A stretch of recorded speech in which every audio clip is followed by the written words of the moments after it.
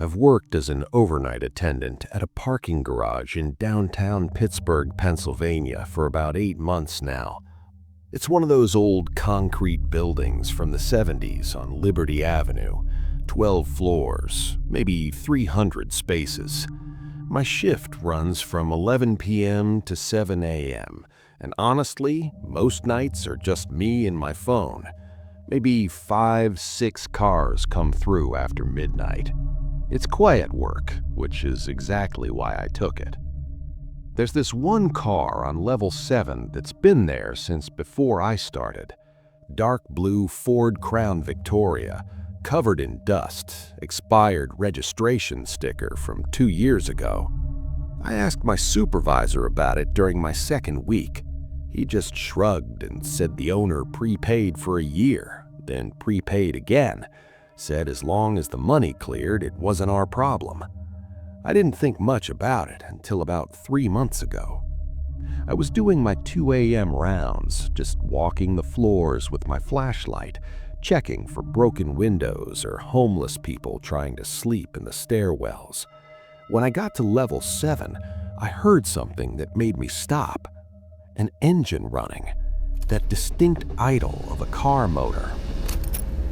I walked toward the sound, and my stomach dropped. It was coming from the blue Ford. I approached slowly, my flashlight beam shaking a little. The car was running, exhaust coming out of the tailpipe, fogging up in the cold air. But here's what really got me. Someone was sitting in the driver's seat. I could see the silhouette through the tinted back window, just sitting there, not moving, hands on the steering wheel. The car was running, but it wasn't going anywhere. I knocked on the window. "Hey, you can't sleep here. This isn't that kind of..." The figure didn't move, didn't even turn to look at me. I knocked harder. Nothing.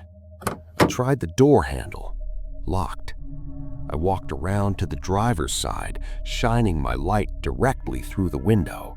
The figure was still there, but I couldn't make out any features, just a dark shape, human-sized, hands at 10 and 2 on the wheel.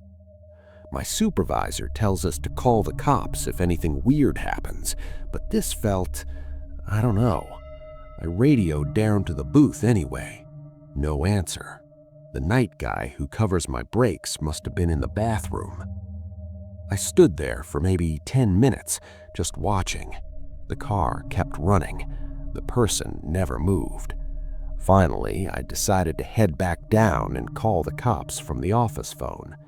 When I got back down to the booth, I called the Pittsburgh Bureau of Police non-emergency line, explained the situation. They said they'd send someone by to check it out.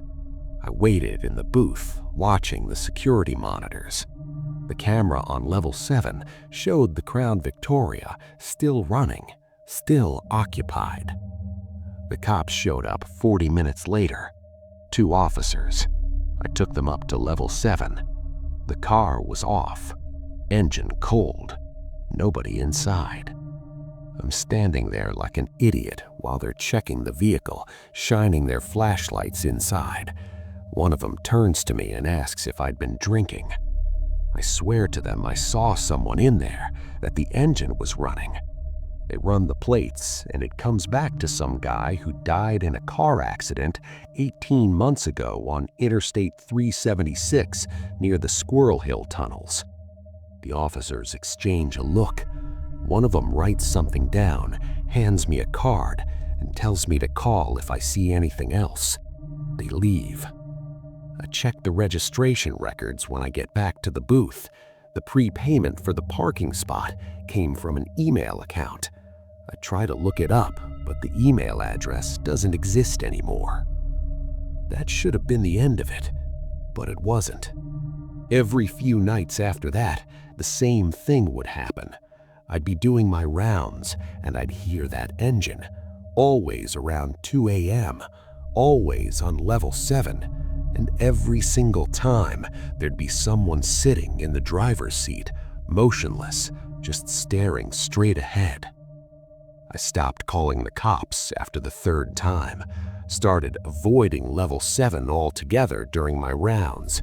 I'd check it on the security camera instead. But I could hear it. Every time I got close to that level, I could hear that engine. Last week, I decided I'd had enough. I went up there the day before my shift started, when the garage was full of people. I brought a friend with me, someone who could verify I wasn't losing my mind. We went to level 7, found the Ford. My friend walked right up to it, peered inside. He said, "What's the big deal? It's just an abandoned car." I looked through the window. The interior was covered in dust. The seats were deteriorating. But on the steering wheel, I saw something that made my blood run cold. 2 clear handprints in the dust, right at 10 and 2, like someone had been gripping it recently. My friend didn't see them, said I was stressed, that I needed a different job, maybe some sleep. I still work there. I still do my rounds, but I haven't gone to level 7 in person since then. I just check the camera. The car's still there. Registration shows it's prepaid for another 6 months. I don't know who keeps paying for that spot. And honestly, I don't want to know anymore.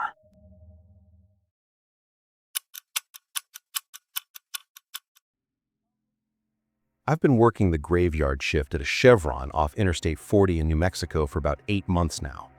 It's one of those places that's basically in the middle of nowhere. Just our gas station, a shuttered motel across the highway, and desert for miles. The pay is decent for what it is, and honestly, most nights are dead quiet. I study for my online classes, watch stuff on my phone, and deal with maybe a dozen customers between 11 p.m. and 7 a.m. Last Tuesday started normal. A few truckers stopped by around midnight, paid cash, barely spoke. Around 2 a.m., this guy pulled up in a white Ford Fusion. Nothing fancy, just a regular Ford Fusion. He came inside and grabbed a coffee, paid with a credit card. I barely looked at him. White guy, maybe 30s, wearing a dark jacket. Totally forgettable. Except, he didn't leave. He sat in his car at pump 3 for maybe 20 minutes. I noticed because I happened to glance at the security monitor. He was just sitting there. Not on his phone, not eating, just staring straight ahead.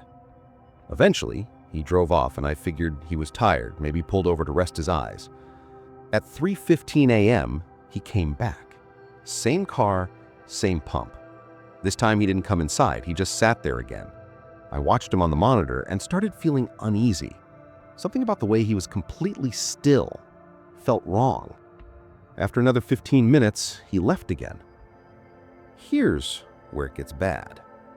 At 4:30 a.m., he came back a third time, but this time he parked at pump 7, which is closer to the door, and he got out of his car.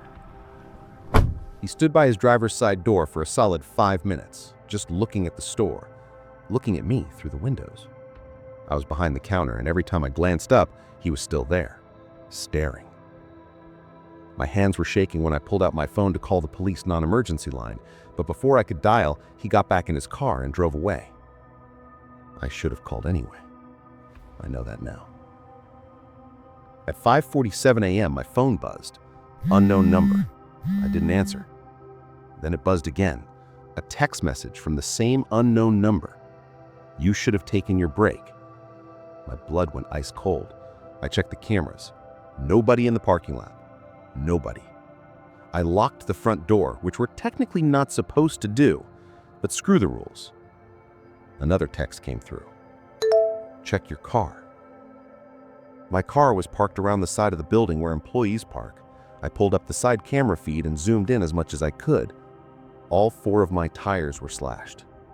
I called 911. My voice was barely steady when I told the dispatcher someone had vandalized my car and sent me threatening texts. She said a unit was on the way, stay inside, keep the doors locked. While I was on the phone with her, I got another text.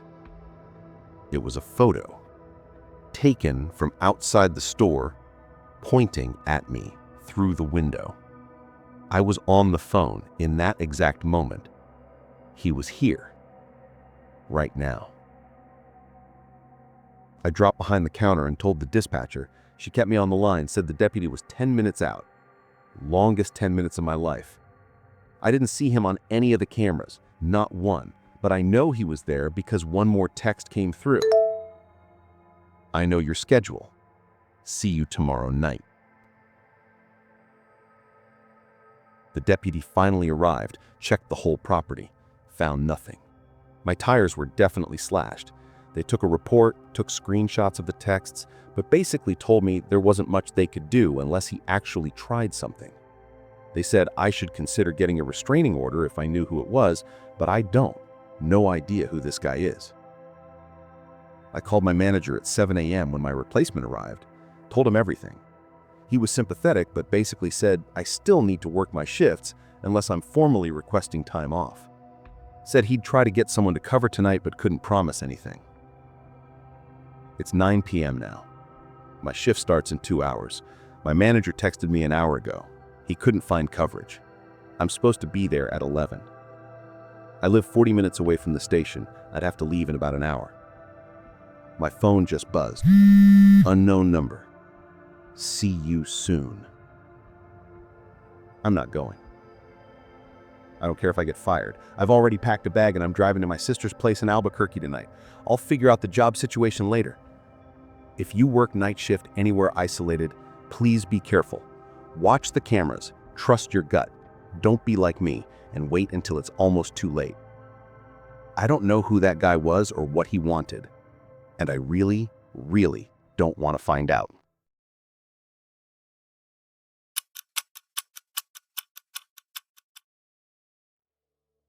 I used to think the night shift was easy money. Fewer customers, fewer managers breathing down your neck, just you and the hum of fluorescent lights. But after what happened last winter, I don't think I'll ever work nights again. I was on the receiving dock of a big box store in Pennsylvania, midnight to 8 a.m. The kind of job where you unload pallets, scan boxes, and try not to fall asleep standing up. The building was massive, echoing, and always cold, no matter how high the thermostat was set. The first few weeks were uneventful. I'd sip coffee, joke with the other guys, and listen to the radio while we broke down shipments. But slowly, people started quitting. First it was Marcus, who said he couldn't handle the creeps. Then Jenna, who swore she saw someone standing at the far end of the dock when she was alone. Management brushed it off. Night shifts mess with your head, they said. By January, it was just me and one other guy, Dave. He was older, quiet, the kind of worker who kept his head down. We barely talked. That night, the truck was late. We sat around waiting, the silence pressing in. Around 2 a.m., I went to grab another coffee from the break room. When I came back, Dave was gone. His jacket was still on the chair, the scanner on the table. I figured he went to the bathroom, but after 20 minutes, he hadn't returned. I walked through the aisles, calling his name. Nothing. The store was locked up tight. No customers, no managers, just us. I checked the bathrooms, the break room, even outside by the dumpsters. No sign of him. When I came back to the dock, I noticed something strange. The scanner was still on, but the screen showed an error message. Unauthorized item detected. I frowned. We hadn't unloaded anything yet. The truck hadn't even arrived. Then I heard it. A faint sound, like metal scraping against concrete. It came from the far end of the dock, near the storage cages. I walked over, heart pounding. The cages were empty, just stacks of shrink wrap and broken pallets. But the sound kept going. Scrape, pause, scrape. I pulled out my phone to use the flashlight. The beam landed on a single box sitting in the middle of the floor. It wasn't there before. It was plain cardboard, sealed with packing tape, no labels, no barcodes. Just sitting there, like it had been dropped off silently. I bent down, touched the edge. The box was cold. Too cold, like it had been sitting outside in the snow for hours. The scraping stopped.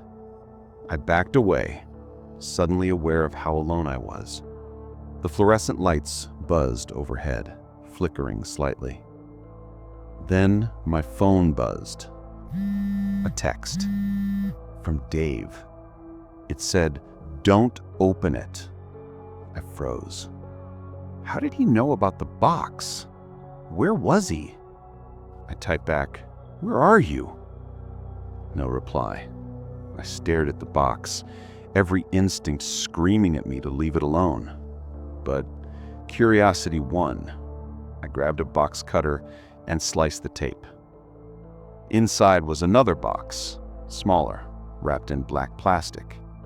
I cut that open. Inside was a handheld radio, the kind truckers use. It was old, scratched, but the battery light was on. The radio crackled. I lifted it, pressed the button. "Hello?" Static. Then a voice. It was Dave, but his voice was distorted, hollow. "You shouldn't have opened it." I dropped the radio, heart hammering. The scraping started again, louder this time, echoing through the dock. I ran toward the exit, fumbling with the lock, but the door wouldn't budge. Behind me, the radio kept crackling, Dave's voice repeating the same phrase, "You shouldn't have opened it." I don't remember much after that. I must have blacked out because when I woke up, the sun was rising. The box was gone, the radio was gone, and Dave never came back. Management filed him as no call, no show. They didn't believe me when I said he disappeared. They didn't believe me about the box. But I know what I saw. I quit the next day. I no longer work night shifts.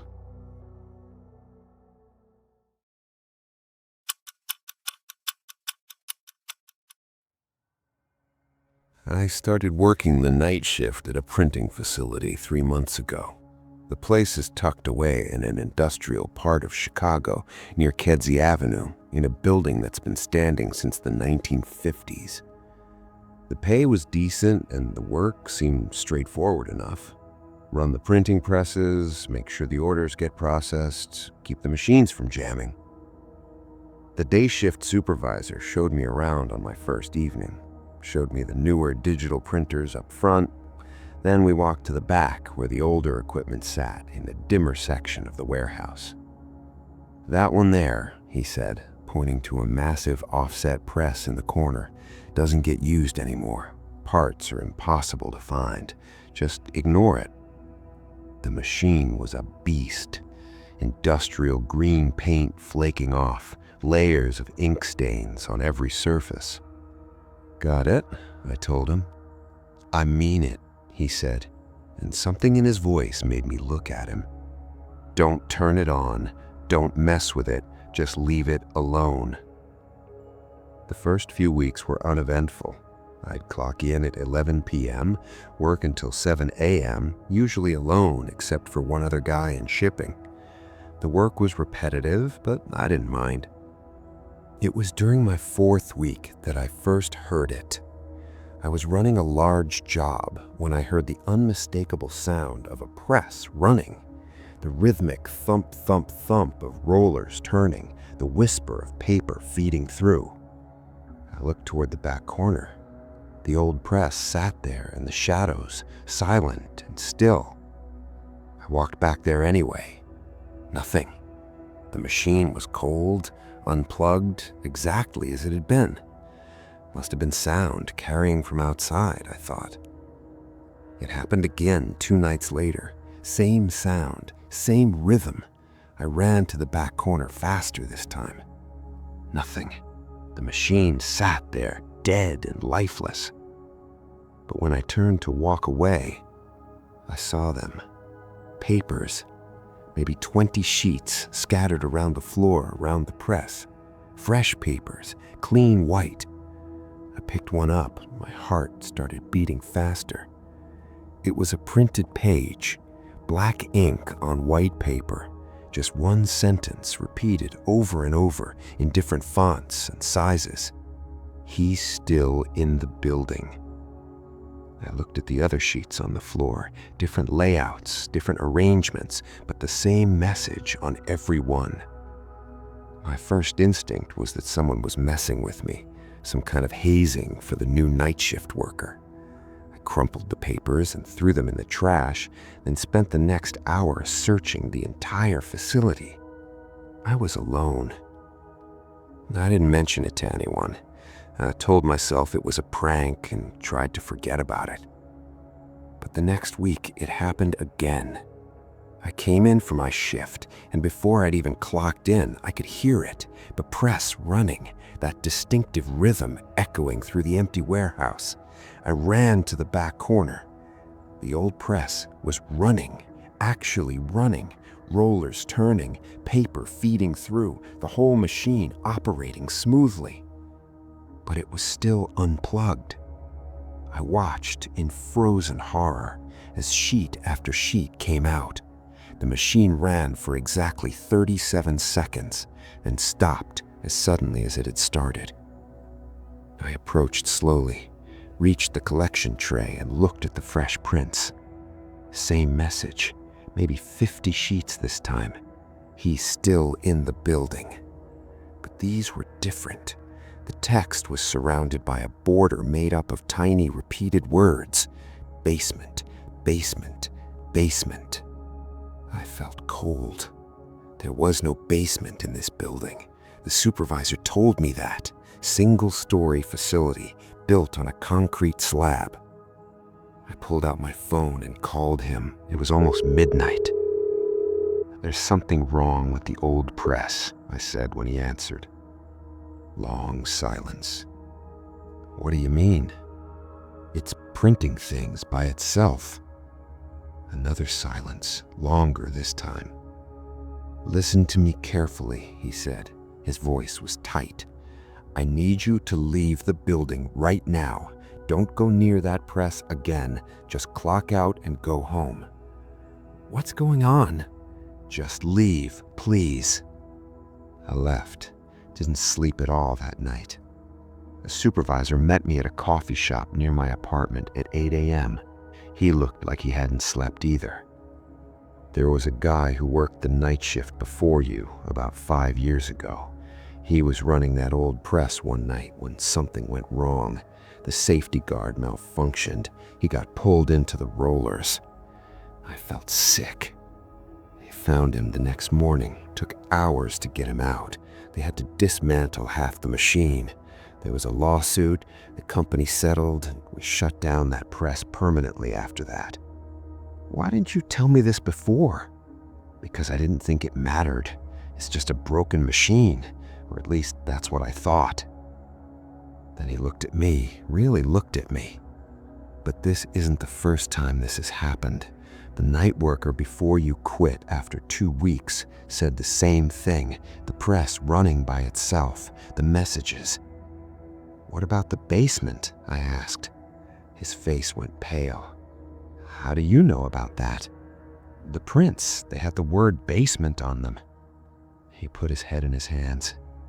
"There is a basement," he quietly said. "Or there was. When they built the facility, there was a small basement space. After the accident, the owners had it filled in, poured concrete right over it. The access doors behind that old press, sealed shut." "Why would they do that?" "Because that's where they found parts of him. The rollers are connected to a waste chute that led down there. Some of what went through the machine ended up in the basement. They couldn't get it all out. It was easier to just seal it and pour concrete over the whole thing." I felt my coffee coming back up. "I can't work there anymore," I said. "I know, I don't blame you. But here's the thing that's kept me up every night since then. That message, he's still in the building. It wasn't a warning about a ghost or a spirit or whatever you want to call it. I think it was a statement of fact. I think part of him is still down there, sealed in the darkness under that concrete floor, under that old press that somehow still remembers what happened.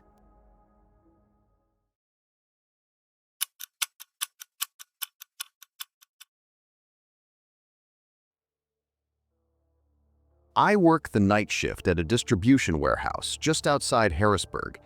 It's the kind of place you only notice when you're driving past at 2 a.m., a massive gray box with a few trucks idling out front, sodium lights buzzing overhead, and the faint smell of diesel hanging in the air. Most people think the night shift is boring.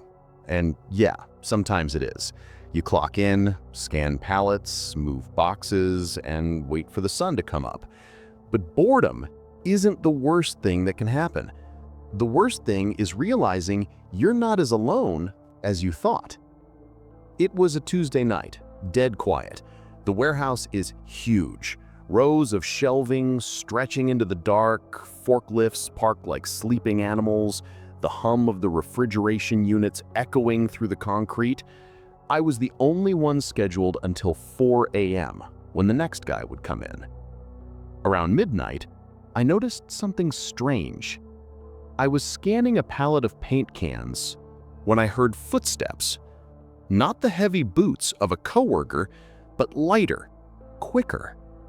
I froze, listening. The sound came from the far end of the aisle, then stopped. I called out, "Hello?" Nothing. I told myself it was just the building settling. Concrete shifts, pipes groan, forklifts click as they cool down, but the sound had been too deliberate, too human. I tried to shake it off.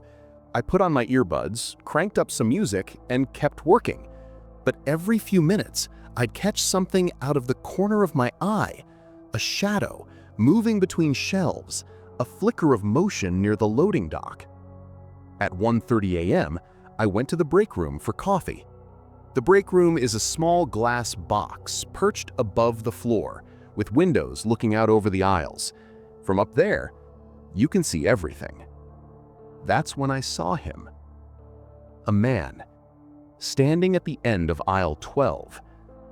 He wasn't wearing a uniform, just jeans and a hoodie. He stood perfectly still, facing the shelves, like he was reading the labels on the boxes. I blinked, and he was gone. I thought maybe I was overtired. Night shift messes with your head. You start seeing things that aren't there. But then I noticed something else. The door to the break room was unlocked. We're supposed to keep it locked at night. Company policy. I locked it, sat down, and tried to convince myself I was imagining things. But the longer I sat there, the more I felt like someone was watching me. Around 2:15, I went back down to the floor. I had a few more pallets to scan before the truck arrived. I kept my box cutter in my hand just in case. Halfway down aisle 9, I found a soda can sitting on the floor. Not crushed, not empty, just sitting upright, like someone had placed it there. We don't sell soda. Nobody brings drinks onto the floor. I picked it up. It was warm. That's when I heard the footsteps again. This time, they were closer. I turned the corner and saw movement, someone ducking behind a stack of boxes. I shouted, "Hey, you're not supposed to be here!" Silence. I walked slowly toward the boxes, my heart hammering. When I rounded the corner, there was nothing. Just empty pallets and the faint smell of cigarette smoke. I called my supervisor. He didn't answer. I thought about calling the cops, but what would I say? There's a guy in a hoodie hiding in my warehouse? They'd laugh me off the phone. So I kept working, pretending nothing was wrong. At 3 a.m., I went back to the break room. I locked the door again, sat down, and tried to breathe. That's when I noticed the security monitor. We've got 4 cameras: loading dock, main floor, break room, and parking lot. On the parking lot feed, I saw a car I didn't recognize, a beat-up sedan parked way in the back, lights off. And in the break room feed, I saw myself sitting at the table, but behind me, in the corner of the room, was a figure. I spun around. Nothing. The corner was empty. I stared at the monitor again. The figure was gone. At 3:30, the truck arrived. The driver honked twice, and I nearly jumped out of my skin. I ran down to the dock, grateful for another human being. But when I opened the bay door, the driver looked at me funny. "You okay, man? You look pale." I told him I was fine. We unloaded the pallets together. When he left, I watched his taillights disappear down the road. And then I realized something. The sedan was still there. I didn't wait for my shift to end. I clocked out early, drove home, and locked every door in my apartment. The next night, I called off. When I finally went back 2 days later, the sedan was gone, but on the break room table, there was a soda can. The same brand, the same warm aluminum. Like someone had been waiting for me to come back.